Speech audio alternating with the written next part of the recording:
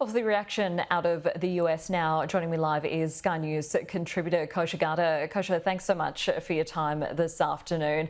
I want to start with the situation in California and in Los Angeles at the moment. We've heard US President-elect Donald Trump criticise California's mismanagement of the water supply in the lead up to the fires. Meanwhile, earlier we had Joe Biden standing next to California Governor Gavin Newsom and pledging to provide full federal support for the state.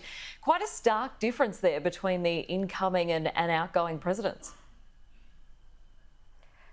For sure, in more ways than one. You know, California, if you just zoom out, it is really such a microcosm of bad governance over 80 years, well beyond the current governor and the current president. One of the best, most blessed places on earth in terms of natural resources and everything else. And it used to be so well governed, and now it's just completely flipped around in so many ways, from the homelessness epidemic to running unsustainable debts and deficits. And then when something like this happens, a disaster of such gigantic proportions, it really puts a sharp light on it.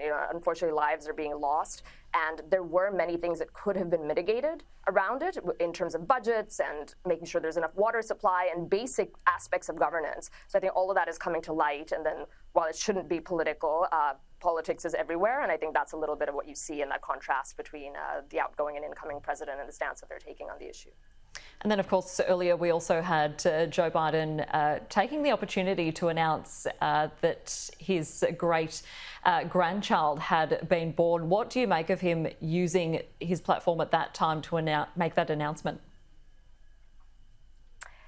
A little bit probably tone deaf, because timing and optics do matter. That's communication is a big part of politics. That said, obviously, it's a big life moment for him, and he wanted to mention that, but maybe the packaging and timing should have been a little bit different. I think the bigger picture, too, is a lot of people just don't put a lot of stock, I hate to say it, in President Biden right now, whether it's the cognitive decline or just looking at where he is past his prime. So I think most people just discount what he says, including potential missteps like this one.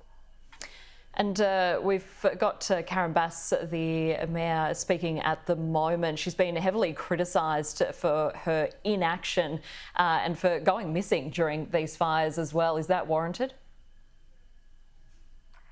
I think, yes, a lot of those things do not look good. We've seen other world leaders be in similar positions when there are big catastrophes going on in their jurisdictions and they're out holidaying or releasing tone-deaf photos or images. Yes, I do think ultimately the one job is to serve your constituents and get basic infrastructure and things like that right. So she was excoriated for sure by multiple reporters, and certainly one that's gone viral for that. And she didn't really seem to have too many answers, just quietly walked away. I don't think that's going to age well.